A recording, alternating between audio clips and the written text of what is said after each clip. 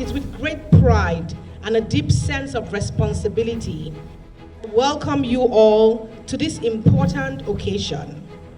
The commissioning and handover of 3 rehabilitated wards.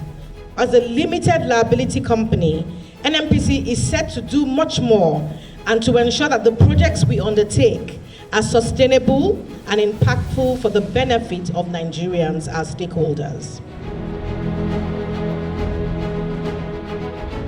This transformation we are witnessing today will not without any doubt enhance patients' experience, improve clinical outcomes, as well as boost this morale of staff.